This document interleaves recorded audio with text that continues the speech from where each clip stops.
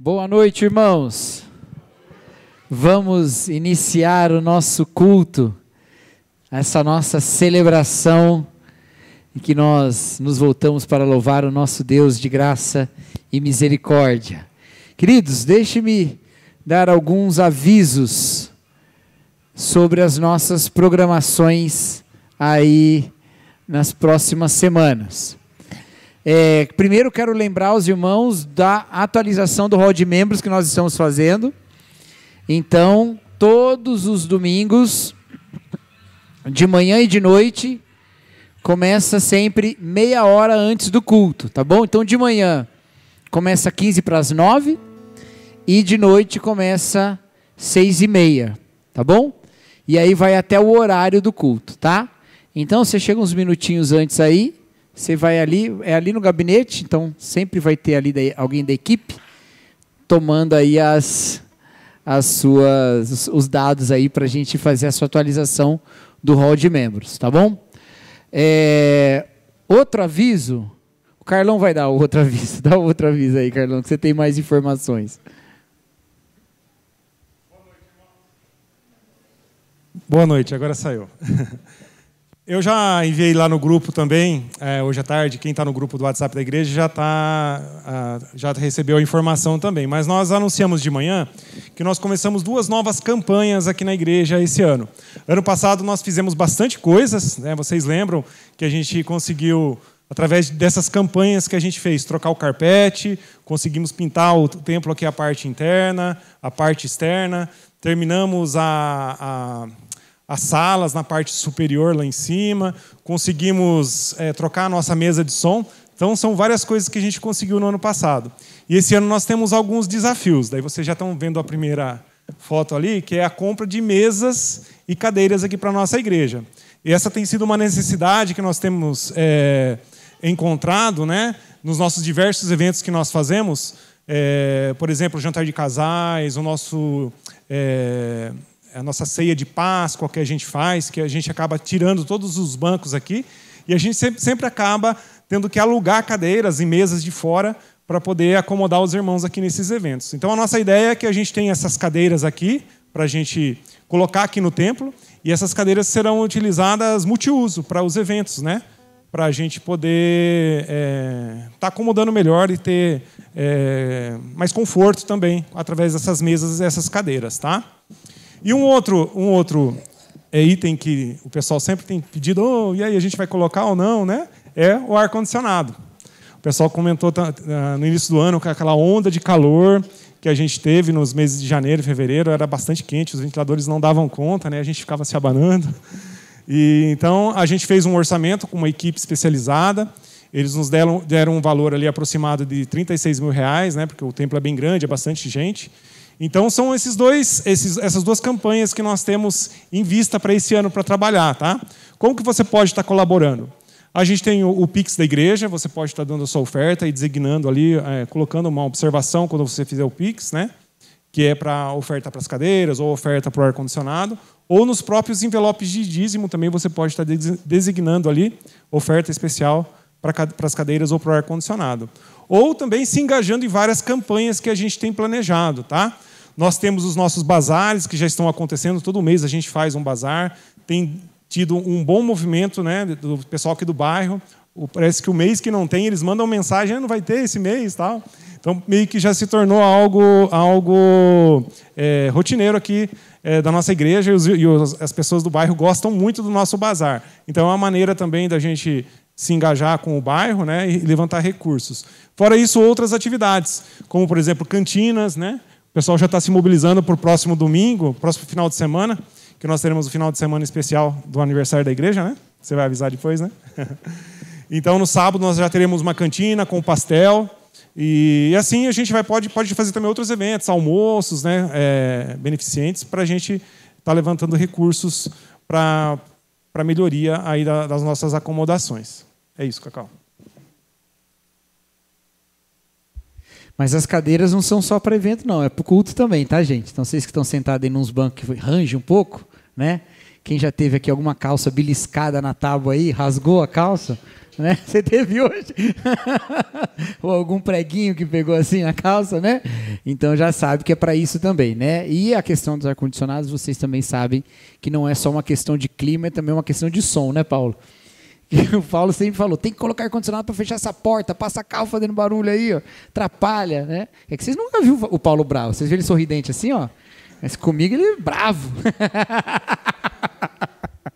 Tá bom, queridos? E como o Carlão já adiantou, fim de semana que vem, nós teremos a nossa celebração de aniversário. Tem aí ou não tem? Não tem. Não tem. Não tem a foto. Você quer que eu te mande para algum lugar? A gente devia ter mandado antes, né? A culpa é minha, Lê, não é sua, não. Ela tá vermelha, gente, tadinha. Mas não é culpa dela, é culpa toda minha. Que de manhã eu não avisei. Esqueci, né? Quem estava de manhã aí? Eu simplesmente esqueci de avisar, não foi? E aí, agora eu vou avisar. É o seguinte, gente. Eu não sei como que eu vou te mandar isso aqui, Lê. Peraí. Pessoal, vocês não têm tempinho aí? Dá uns minutinhos. Pessoal, no fim de semana que vem, sábado e domingo, nós teremos os nossos cultos de aniversário. O culto no sábado às 7 horas da noite e o culto no domingo às 7 horas da noite e às 10 horas da manhã, ok? Então você já percebeu, não terá EBD domingo que vem. Será direto o culto às 10 horas da manhã, tá? Terá atualização do hall de membros. Se você programou domingo que vem, vai dar. Mas a EBD nós não teremos, tá bom?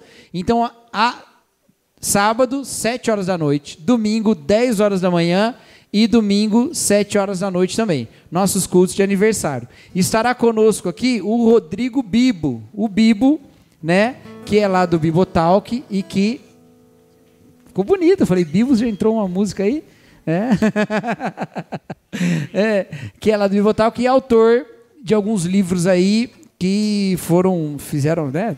Teve até na lista dos mais vendidos aí da Veja e tal. O Deus que Destrói Sonhos, por exemplo, né?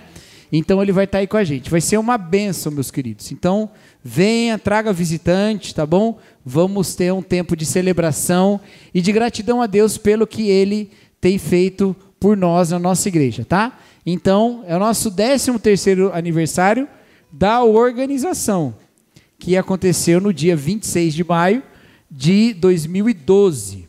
Então você soma 13 aí, vai dar certinho em 2025.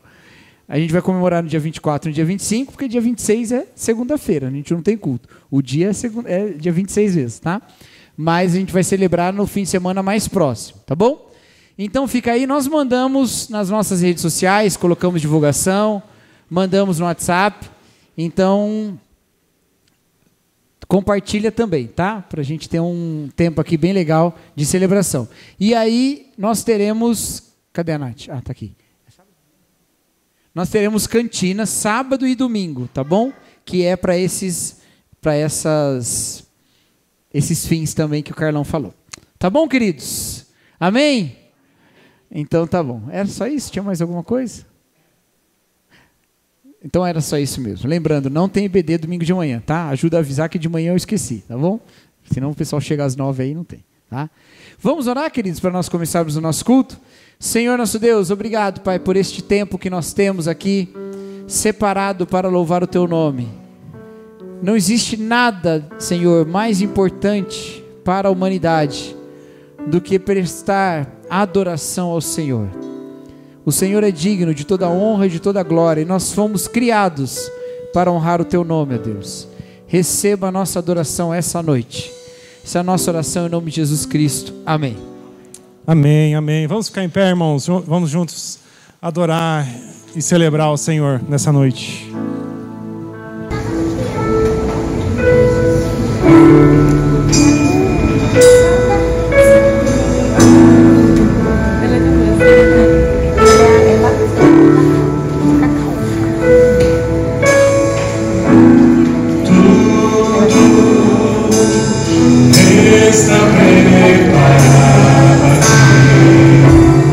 A casa e o meu corpo.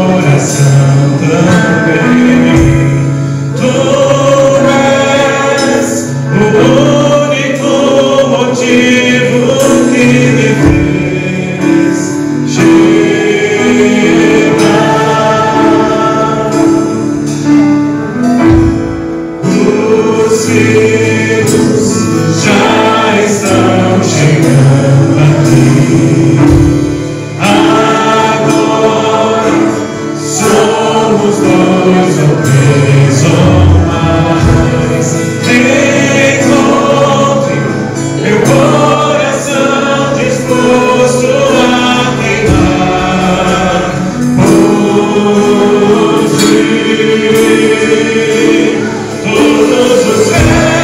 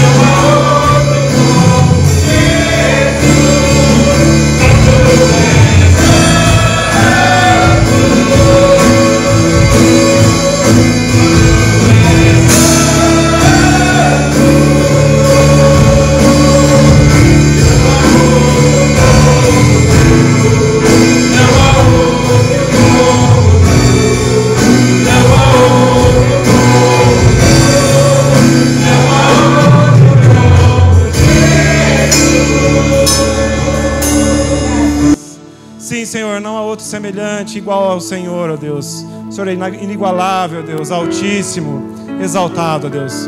Obrigado, ó Pai, porque mesmo assim o Senhor se importa conosco, o Senhor nos ama, o Senhor cuida de nós, ó Deus. E nada que aconteça nas nossas vidas, as nossas dores, as nossas dificuldades, ó Deus, pode nos separar desse Teu grande amor, ó Deus.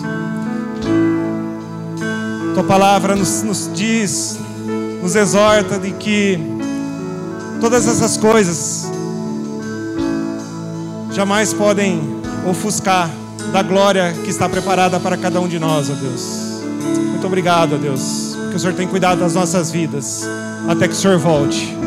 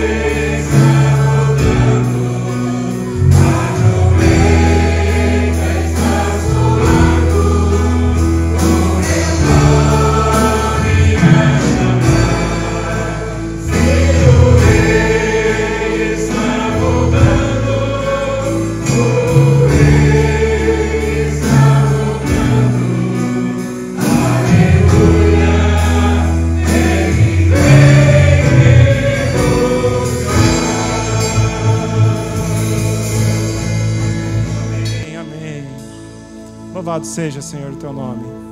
Até que o Senhor volte. Onde nos calamos. Amém, Jesus. Que alegria.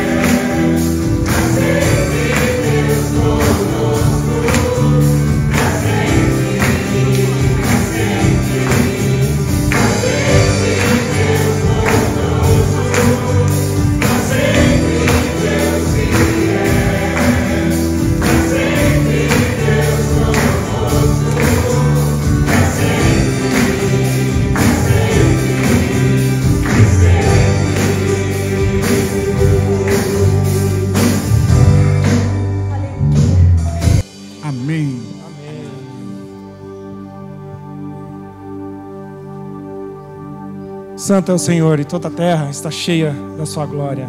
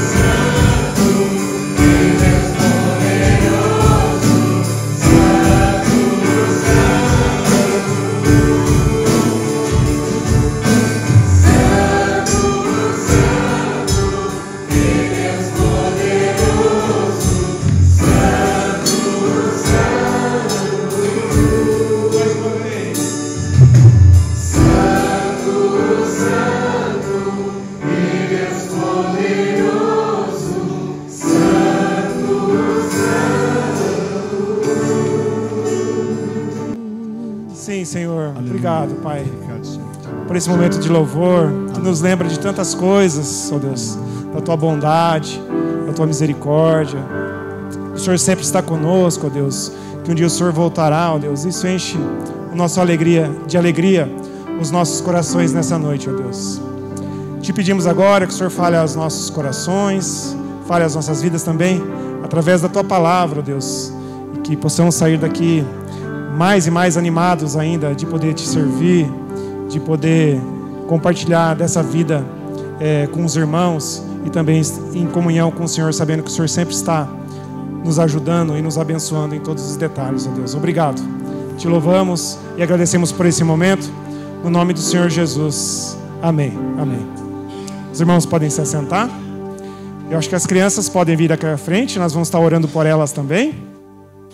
Vou pedir para a Paty fazer essa oração, agradecendo pela vida delas e também pedindo para que o Senhor abençoe essa porção do Evangelho que vai ser entregue a elas também. Peço que você, neste momento, esteja colocando a mão, né, nessas crianças e que a gente possa estar a todo tempo pedindo que elas sejam a futura igreja, a igreja de Cristo fortalecida através dos nossos testemunhos. Senhor nosso Deus, eu te agradeço, ó Pai, por este momento de culto das crianças, Senhor, tão importante quanto o nosso, ó Pai, porque é o nosso futuro, ó Pai, é o futuro da nossa igreja. Que o Senhor coloque pessoas ali, Senhor Deus, para explicar na linguagem adequada para elas, ó Pai, o verdadeiro Cristo, esse Deus que a gente pede tanto para elas amarem, que a gente pede e tenta mostrar para elas, ó Pai, que é Ele que é o nosso, que supre, é Ele que nos ama, é Ele que está acima do amor paterno e materno, ó Pai. Então que o Senhor possa estar conduzindo essas crianças ali, cuida de cada professor desse ministério, ó Pai, que esse ministério, Senhor, possa ser um ministério para a honra e glória de Jesus, ó Pai. Capacite todos nós aqui também, cuide do Cacau que vai trazer a mensagem, que o Senhor possa estar abrindo os ouvidos dos pequenos e de nós grandes, ó Pai, para a Tua palavra, que possamos viver aquilo que o Senhor quer para a nossa vida. Amém.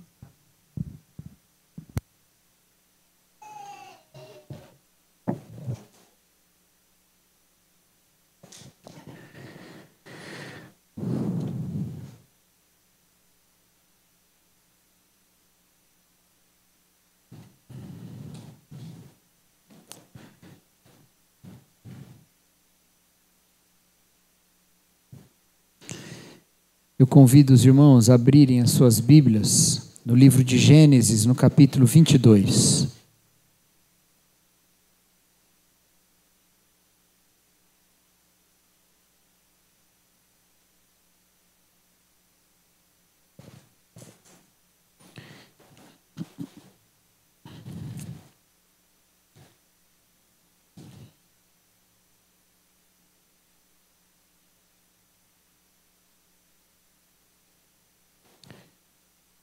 Gênesis 22, nós leremos do versículo 1 até o versículo 14.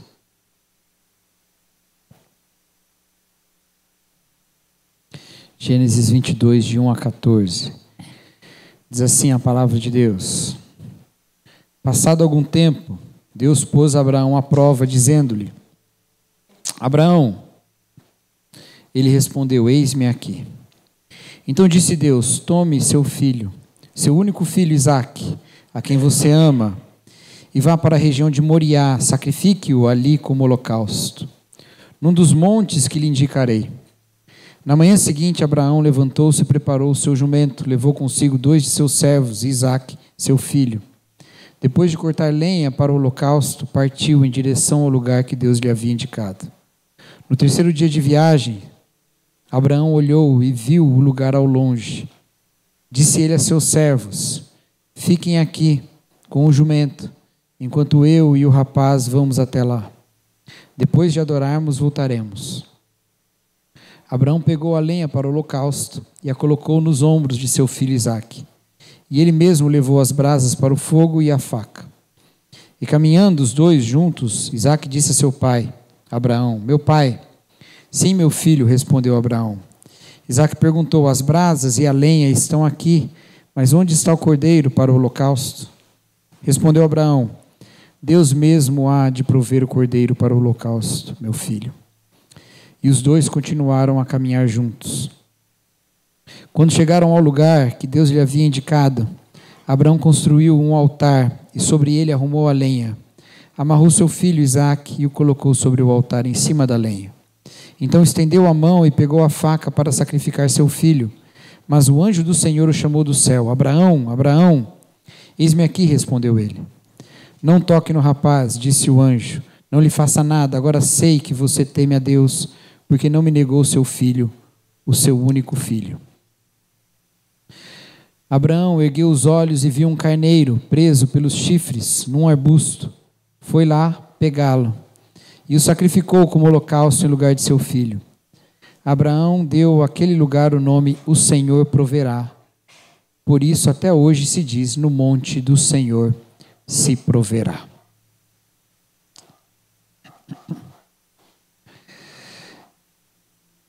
Essa história tão conhecida por nós, e que figura na palavra de Deus como um ponto tão importante da trajetória da narrativa de Gênesis, ela é uma lição sobre a realidade do sacrifício que Deus provê. Abraão vai ao monte com seu filho, pedido por Deus para sacrificá-lo. Então, no meio do caminho, ao ser questionado pelo filho, onde está o cordeiro? Ele responde: Deus proverá. E essa história fica para nós como essa profecia dada por Abraão, que nem sabia que profetizava ao dizer Deus proverá. Deus proverá um cordeiro para o holocausto. Deus proverá um animal para o holocausto. E de fato assim acontece. Mas não acontece só nessa história. Nós que entendemos da teologia bíblica, e eu acredito que entendemos todos nós o suficiente para isso, sabemos que esse proverá tem um cumprimento ali, imediato. Aparece lá um carneiro que é oferecido como sacrifício, mas existe um outro cumprimento. O cumprimento pleno em Jesus Cristo, Cordeiro de Deus. Sacrifício que de uma vez por todas nos livra do nosso pecado e de uma vez por todas resolve o problema da desavença dos seres humanos com Deus. Como é dito lá no livro de Hebreus, o sacrifício de Jesus é o sacrifício supremo, porque nele, na perfeição desse sacerdote Jesus Cristo, nós podemos ter a confiança de que não há necessidade de outro sacrifício. E que todos aqueles sacrifícios do Antigo Testamento, a começar deste, e continuando pela história, e entrando na lei, os sacrifícios dados sob a lei, todos eles só prefiguravam o real sacrifício de Jesus. E uma vez que Jesus morreu na cruz como sacrifício pelos nossos pecados, não há necessidade de realizarmos nenhum outro sacrifício. Por isso tomamos esse sacrifício como um sacrifício dado por Deus que resolve o problema da nossa desavença com Ele. Então confiamos naquele que é fiel e justo para nos perdoar os pecados e andamos nessa vida com coragem, com a certeza de que estamos garantidos nas mãos do nosso Salvador. Ele nos garante. Não há nenhum medo, porque não há nenhuma condenação. Aqueles que estão em Cristo Jesus já estão justificados e não há nenhuma condenação. E essa é a pregação que nós fazemos sobre esse texto. Mas essa pregação que nós fazemos sobre esse texto nem sempre traz os desdobramentos práticos para a nossa vida. Traz um conforto para o nosso coração e graças a Deus por isso. Acabei de me lembrar de uma história agora, Silvio que me contou, de uma vez que você foi dar um estudo bíblico, lembra disso? Você foi dar um estudo bíblico para uns amigos, e aí começou, e era alguns dias, e aí você começou falando do problema do pecado, lembrou agora, né? Só que ele resolveu dar em 2 dias. Então, no primeiro dia, ele só falou do pecado, da condenação e tal. E quando acabou, o povo ficou desesperado. E agora? Ele falou, calma que tem amanhã. E aí eu brinquei com ele quando ele me contou, que eu falei, ainda bem que não morreu ninguém entre um dia e outro, né? Que bênção, né? Que a gente possa testemunhar do evangelho para os nossos irmãos. Isso nos dá essa segurança. E graças a Deus por essa segurança. Porque o pecado poderia nos dar um medo tremendo. Mas há uma prática decorrente dessa verdade. E como estamos falando de família, eu quero que nós pensemos nesse texto agora do ponto de vista da família. Porque do ponto de vista da família, esse texto parece um texto horrível. Um texto terrível. Não é? O que é um pai que, por fanatismo religioso, carrega o seu filho para cima da montanha para entregá-lo em sacrifício para o seu Deus? Isso aí é uma das coisas mais assustadoras que a gente pode pensar. Mas essa história, ela está contando, na verdade, a outra mensagem, a mensagem oposta a essa. E a gente não entende muitas vezes isso, porque a gente não entende um pouquinho do contexto. Essa história só está aqui nesse capítulo, só está aqui nesse livro. Para o leitor original desse livro, e não para os leitores, nós que conhecemos o Novo Testamento, mas para o leitor original, aquele que vivia naquela época, ela só está aqui nesse livro para, primeiro, contar essa fidelidade do patriarca Abraão, mas também, e não em primazia, mas em igualdade de importância, para diferenciar o Deus de Abraão dos outros deuses. Porque nas religiões do entorno do povo de Israel, os deuses aceitavam sacrifícios humanos. Os deuses aceitavam sacrifícios dos seus filhos. As religiões do entorno pediam um sacrifício da família em nome dos deuses. E essa história está aqui contando como Deus se diferencia desses outros. Há um drama pesado nessa história, porque esse filho, Isaque, é aquele prometido para o idoso Abraão, marido da idosa Sara. Eles tinham impossibilidade de ter filhos, eles lamentavam por isso. Toda aquela riqueza e nenhum herdeiro. Mas há uma promessa, e a promessa veio, Isaque nasceu, e o nome dele significa riso. É uma alegria. Há umas dúvidas por que Isaque significa riso, mas uma das questões é essa, ele é uma alegria. E aí essa alegria que Abraão tem no seu filho, Deus fala, não, dá o seu filho para mim. Tem esse drama, mas a história, estranhamente, não registra nenhum conflito do ponto de vista de Abraão. Não parece que no coração dele, ele entrou em algum tipo de crise. Talvez tenha entrado, eu não estava lá, não entrevistei ele. Talvez tenha entrado. Mas isso não foi importante para a história. Não está registrado. E por quê? Porque era a coisa mais normal do mundo, oferecer sacrifício para um Deus. Oferecer um sacrifício humano para um Deus. Então, quando Deus impede o sacrifício humano, sim, ali fica evidenciado a fidelidade de Abraão, que é maior, ou que é como, poderia ser comparado à fidelidade dos idólatras aos seus deuses. Mas no caso de Abraão, era um único filho.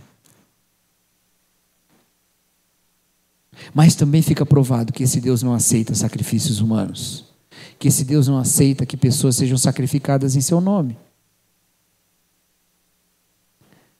E agora sim a gente pode aplicar essa história na família. Não, não é para você subir a montanha carregando ninguém para você sacrificar, viu? Tá bom? Não aguento mais o meu cunhado, vou carregar ele para cima da montanha para sacrificar ele. Não é essa a aplicação, tá bom, gente? Deus já falou que não aceita sacrifício humano. A aplicação vem do ponto de que muitas vezes nós sacrificamos os nossos familiares em altares. Muitas vezes. Nós tomamos as nossas relações familiares como uma maneira de justificar, de justificação. Isso não é estranho na história bíblica. A gente tem uma outra história que conta uma questão parecida com essa, que é daquela do irmão que sacrificou o próprio irmão, Caim e Abel. Lembra que aquela história de Caim e Abel é uma história sobre sacrifício? Eles vão levar sacrifício a Deus. Caim leva o fruto lá das suas plantações. Abel leva os seus animais. Sacrificam a Deus, e o texto diz que Deus recebeu Abel o seu sacrifício e não recebeu Caim. Então o que Caim faz? E você pode pensar, puxa, mas Deus também não recebeu Caim? Não à toa que ele estava bravo. Mas não se esqueça, nessa história de Caim e Abel, Deus fala 2 vezes com Caim e nenhuma vez com Abel. Ele vai conversar com Caim. Deus se mostra interessado em poupar Caim de fazer um ato errado. Deus não abandonou Caim, ele só não aceitou o sacrifício. E a gente entende no Novo Testamento que é porque Abel fez o sacrifício com fé e Caim não. Então o que Caim faz?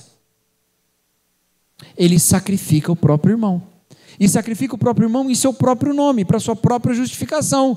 Tem 2, Deus só aceitou um, se eu mato esse um que foi aceito, eu passo a ser aceito. É um sacrifício para ser aceito. Como eram sacrifícios da lei, quando nós chegávamos, como seres humanos, né? Não nós, chegávamos diante de Deus no tabernáculo e não éramos aceitos pelo pecado e oferecíamos sacrifício. Caim ofereceu um sacrifício, foi seu próprio irmão, Abel.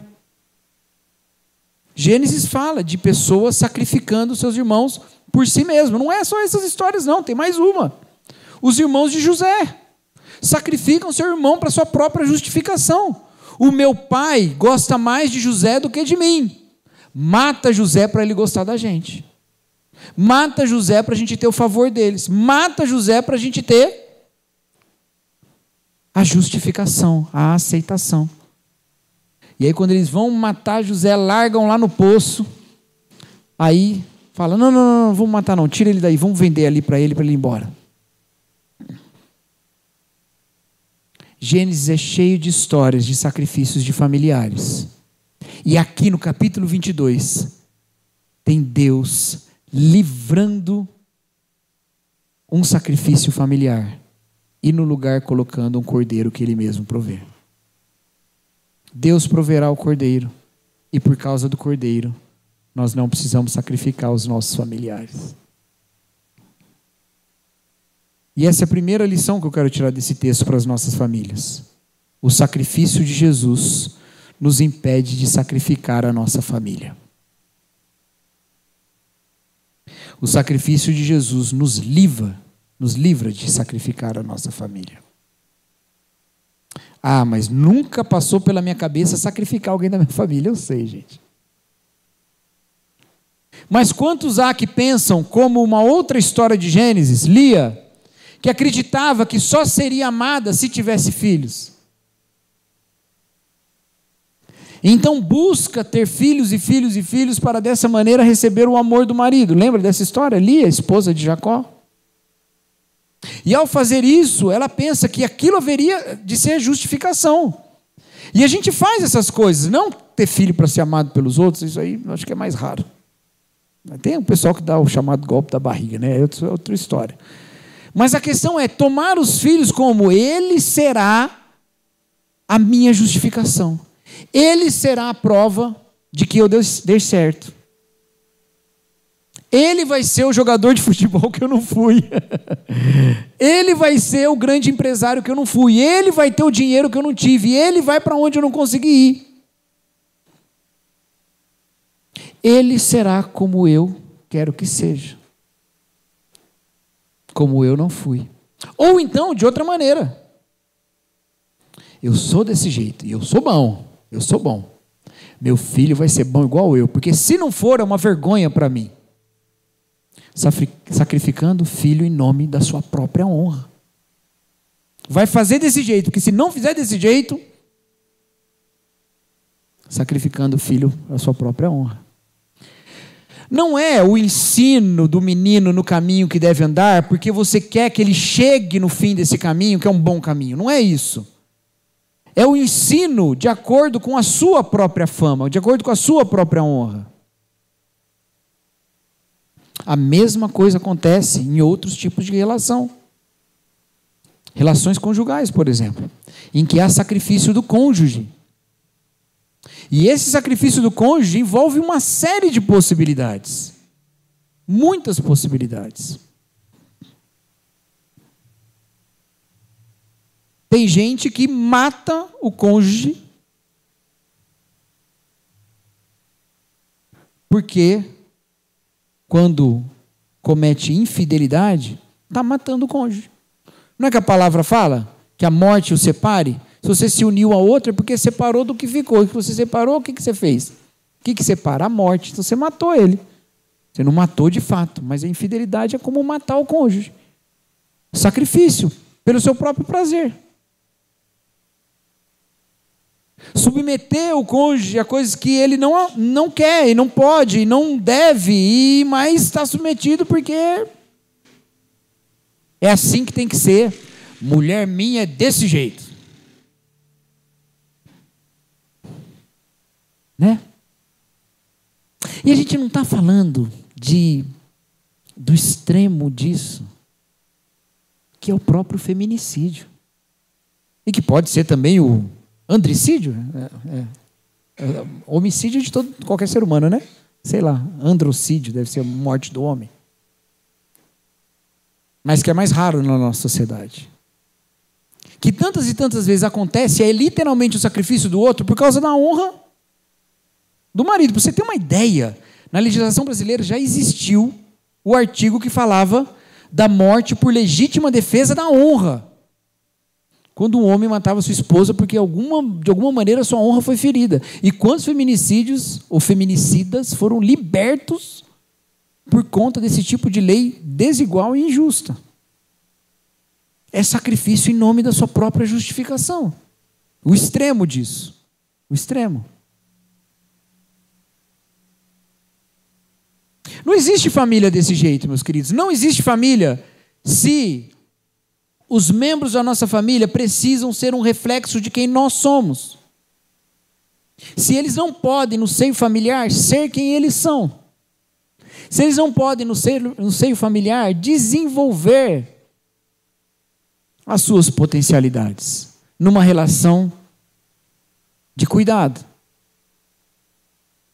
Não tem como, se eu tenho que o outro ser do jeito que eu quero, ele está sendo sacrificado à minha própria justificação. Então o que eu faço? Claro que um forma o outro, claro que um ensina o outro, claro e óbvio que pais ensinam filhos e seria uma irresponsabilidade, uma falta de amor não fazer isso. Mas não fazem isso por causa de si mesmos, fazem isso por amor. É o ensino do amor sacrificial que aponta o caminho de Jesus Cristo, que é um caminho de graça. É um caminho de graça, de bondade.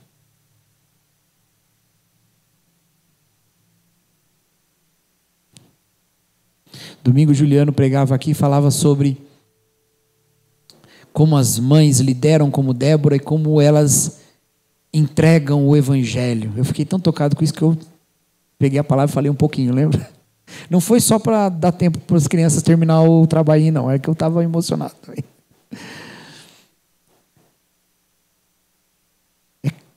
Quando pais e mães transmitem o evangelho aos seus filhos, não é por causa da sua própria justificação, eles já estão em Cristo. É justamente para esses filhos terem um encontro com esse justificador, com essa salvação, com esse Jesus. As famílias, elas são esse ambiente de amor desinteressado. Você não existe para que eu, de alguma maneira, seja exaltado. Você existe no amor familiar e no amor da família de Deus. O sacrifício de Jesus nos livra de sacrificarmos a nossa família. Mas o sacrifício de Jesus também nos ensina que Deus está envolvido com a nossa família. Porque no caso de Isaac, Deus colocou lá um carneiro no lugar dele. Mas no caso de todos nós, Deus colocou o seu próprio filho. Deus colocou o seu próprio filho. Meus irmãos, se Deus enviou o próprio filho para que fôssemos filhos de Deus, quanto Ele não está interessado e envolvido no nosso bem. A verdade é que o sacrifício de Jesus, a morte de Jesus, dá vida à família. A morte de Jesus dá vida à família. nos tira de altares em que somos sacrificados e nos restaura um relacionamento vivificante com o nosso Deus. Queridos, famílias aos pés de Jesus Cristo podem não se tornar as famílias mais prósperas do mundo. Podem não se tornar as famílias mais saudáveis do mundo. Podem não se tornar as famílias mais seguras do mundo. E nem as famílias mais numerosas ou as menos numerosas. Mas estando em Jesus, as famílias se tornam aquelas que têm o melhor Pai do mundo, que é o nosso Deus. E Ele é Pai. Ele é pai do pai, pai do filho, pai do vô, pai da tia, pai do tio. É pai de todo mundo que está nele. Queridos, você tem um membro familiar que você não pode ignorar, que é o próprio Deus. Você é parte da família de Deus. Deus é parte da sua família. Você está entendendo? Sabe a criança que qualquer coisa que acontece chama a mãe, chama o pai? Pai, mãe. Às vezes chama o pai fala, fala com a sua mãe. Sabe? Agora você é o pai, você é a mãe. Aí a criança chama, o que você faz? Para tudo que você pode cobrir, você cobre. Para tudo que você pode ajudar, você ajuda. Para tudo que você pode fazer, você faz. Mas o que você não pode fazer? Você tem pai. E pai é Deus. Ele é pai da sua família, Ele é pai dos seus filhos, Ele é parte da sua família. Você é da família de Deus, então a sua família é da família de Deus. Ele deu o próprio Filho para que nós fôssemos filhos dele. Estamos envolvidos nisso, ou Ele está envolvido conosco. E aí independe, queridos, o quanto a nossa família está ainda transformada por essa realidade, porque de fato, nenhuma das nossas famílias faz jus à perfeição desse Pai. Nenhuma delas. Mas nós estamos em processo de edificação, em que Deus está construindo esse lar. E é por isso que a maneira que nós voltamos uns para os outros não é no desespero do outro não ser um sacrifício perfeito para minha honra, do outro não ser a pessoa que deveria ser porque é o sonho que eu tive, ou da minha composição familiar não ser ainda a composição que eu esperava que ela fosse. Eu volto para o outro com a certeza de que Deus faz parte dessa família, e se agrada nessa família, e se alegra nessa família, e está edificando essa família. Eu não volto para o outro culpando o outro pela desgraça da minha vida. Eu volto para o outro louvando a Deus pela graça da minha vida. Que é a graça que Deus colocou. A graça dessa família que eu tenho, em que eu estou inserido. Porque Deus está envolvido com as nossas famílias. Porque para nos dar vida, o seu Filho morreu. Nunca duvide disso, meus queridos. Nunca duvide disso. Deus está tão envolvido com a sua família que você nem consegue imaginar. Por isso, eu sempre falo isso e vou falar de novo. Acho que todas as mensagens dessa série eu falei isso, vou falar de novo. Não aliene Deus da sua família, não tire Deus da sua família. É quase loucura fazer isso. Se o dono de todo o universo, Senhor Deus poderoso acima de qualquer coisa, ama a sua família e adotou a sua família para ele, para a família dele, é a maior loucura do mundo, e ama com amor perfeito, é a maior loucura do mundo deixar ele de fora da sua família. É a pior alienação parental que existe, alienar do próprio Pai Celestial. É a pior. Deus faz parte da família. Ah, mas na minha família nem todo mundo é crente. É você. A palavra de Deus fala, por exemplo, sobre casais que são formados por um crente ou não crente. A palavra de Deus fala, olha, não se separe, lá em 1 Coríntios capítulo 7, porque quem garante que o marido não será santificado pela santidade da esposa e que a esposa não será santificada pela santidade do marido? Entendeu? Nem todo mundo é crente, nem todo mundo reconhece essa paternidade divina. Você reconhece. E Deus te ama, e você ama a sua família. E Deus ama você e ama a sua família. Seja um rio de amor de Deus na sua família. E que mais e mais, cada membro da sua família aprenda que Deus o ama através da sua vida. O sacrifício de Jesus nos livra de sacrificar os nossos familiares. A morte de Jesus dá vida à família.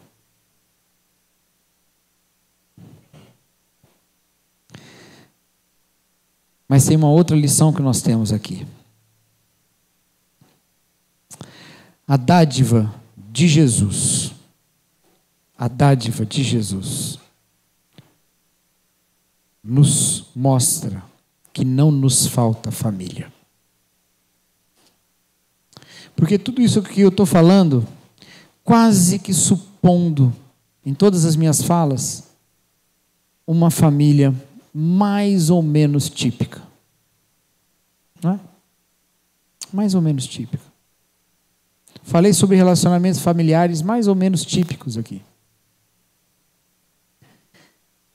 Mas a dádiva de Jesus, a entrega de Jesus a nós, faz com que nós tenhamos o consolo de ter família em Deus. Alguns de nós passaram pela vida e passam pela vida desejando um casamento que ainda não chegou e que talvez não chegue. Mas Deus te deu família em Cristo. Alguns casais buscam e esperam que tenham filhos. E Deus não manda. Mas Deus mandou o seu filho. A verdade é que a dádiva de Jesus, que nos mostra como Deus faz parte da nossa vida, nos consola nele e nos mostra que não tem falta de família. Porque todo mundo queria ter a família perfeita. Né? Todo mundo queria ter a família perfeita. O que é a família perfeita hoje na cultura pop aí, hein? É a família do Bluey? Talvez seja, né? É mais ou menos perfeito? Não assisti Bluey, é? Conhece? As mães de criancinha, não é perfeita, né? Mas é quase. É bonitinha, ou não é? É zoada? Não conhece, né? É bonitinha. Da Peppa.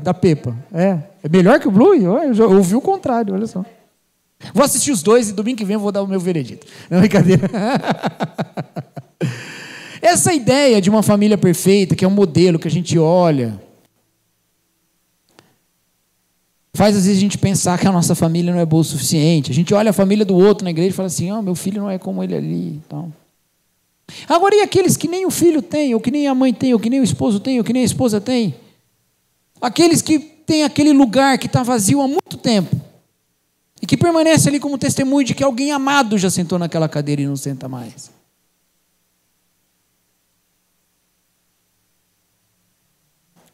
Aquele lugar pode te lembrar da dor da falta. Mas ele também pode ser preenchido pela consciência de ter recebido o Filho de Deus. Porque nossas famílias não serão perfeitas, nem nas existentes, nem nos postos vacantes. Mas Jesus Cristo nos chama para a sua família. E nele nós temos essa satisfação. É isso que ele mesmo falou para os seus discípulos. Ele fala ali num contexto de perseguição em que a família negaria os discípulos, se afastariam dos discípulos. Esse é o contexto, tá? Em que Jesus fala assim, aquele que não ama pai e mãe mais do que... aquele que ama pai e mãe mais do que a mim não é digno de mim. Lembra dessa história que Jesus fala? Aí as pessoas falam assim, tem que escolher pai, mãe ou Jesus. Aí começa a usar a religião para brigar com o pai e com a mãe, que assim ele acha que ele é crente. Não é isso.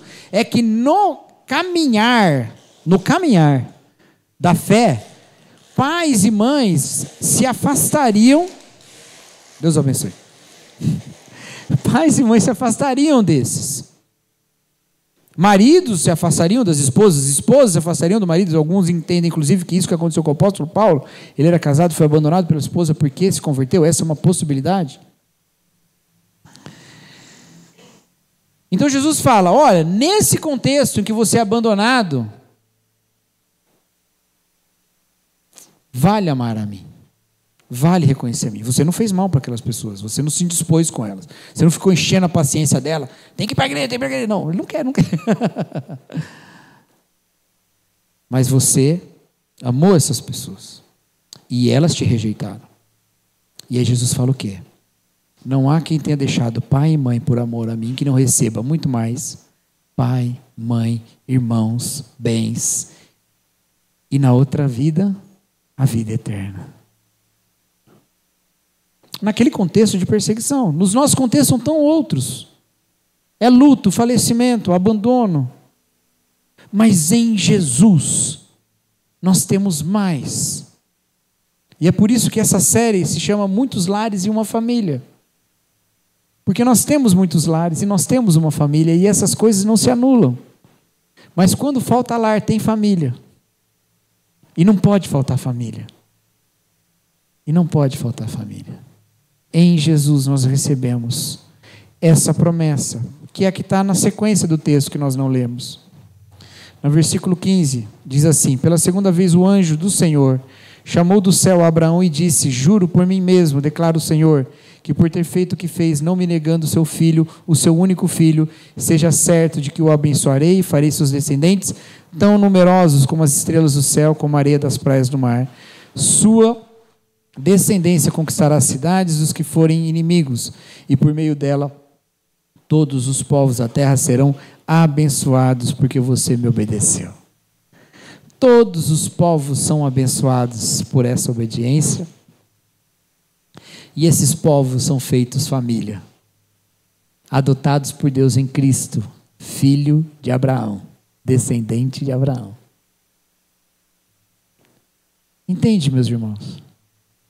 O sacrifício de Jesus cumpre tudo isso para as nossas famílias. Ele nos evita de sacrificar um ao outro. A gente pode viver em reconciliação. A morte de Jesus nos dá vida, e a dádiva de Jesus preenche e nos mostra que não nos falta nada. Deleitemo-nos em Jesus Cristo, queridos. Guiemos a nossa família na palavra de Deus. Apontemos o amor de Deus para aqueles que ainda não conhecem dentro do nosso lar. Oremos ao Senhor. Senhor, sou da sua família, mas eu tenho uma família. E eu entrego a minha família ao Senhor. E o Senhor está envolvido com a sua família. Amém? Vamos fazer essa oração então, meus queridos. Você vai fazer essa oração sozinho primeiro, tá? Você vai falar aí, ó. Se você quiser orar com alguém da sua família que está contigo, você pode fazer essa oração. Se você quiser fazer sozinho, cada membro da família sozinho, fica à vontade. Mas depois nós vamos orar por cada família aqui, pedindo isso, pedindo dessa bênção do Senhor.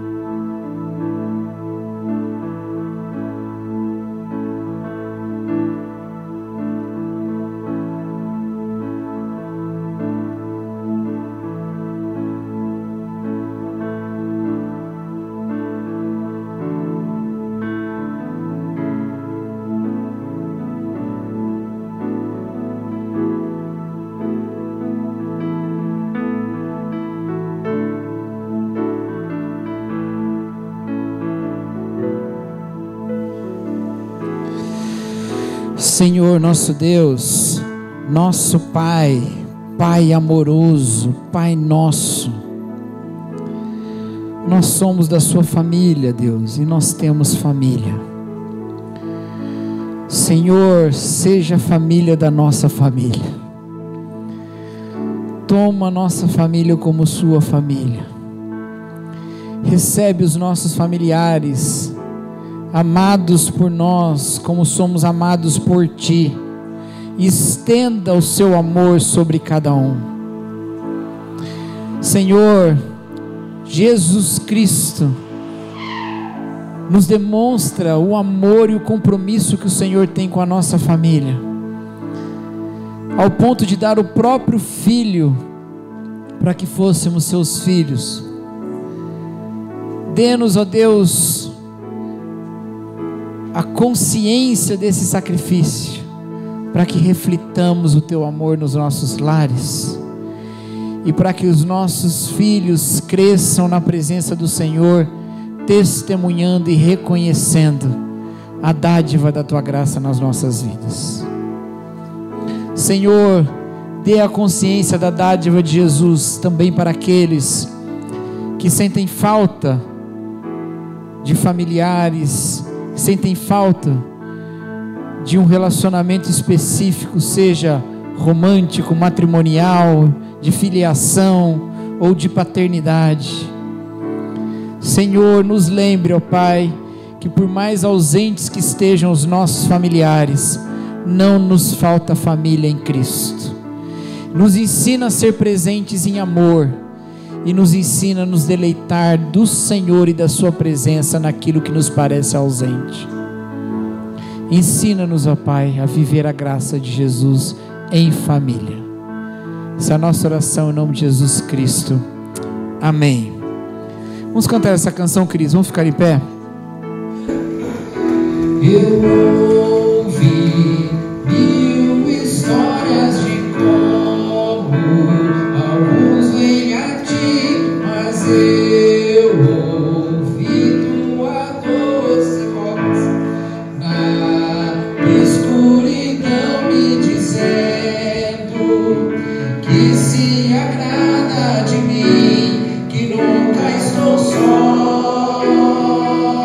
És um bom, bom Pai, é quem Tu és, é quem Tu és, é quem Tu és. Sou amado por Ti, é quem eu sou, é quem eu sou, é quem eu sou.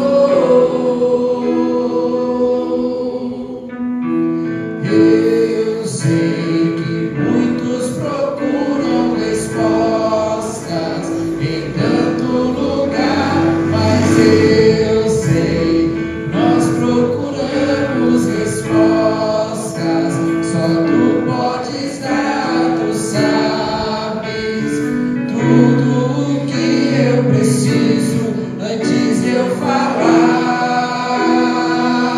És um bom, bom Pai, é quem Tu és, é quem Tu és, é quem Tu és. Sou amado por Ti, é quem eu sou, é quem eu sou, é quem eu sou. És um bom, bom Pai, é quem Tu és, é quem Tu és, é quem Tu és. Sou amado por Ti, é quem eu sou, é quem eu sou, é quem eu sou. Ele é perfeito. És perfeito em tudo que faz. És perfeito em tudo que faz. És perfeito em tudo que faz pra nós. És perfeito em tudo que faz. És perfeito em tudo que faz. És perfeito em tudo que faz pra nós.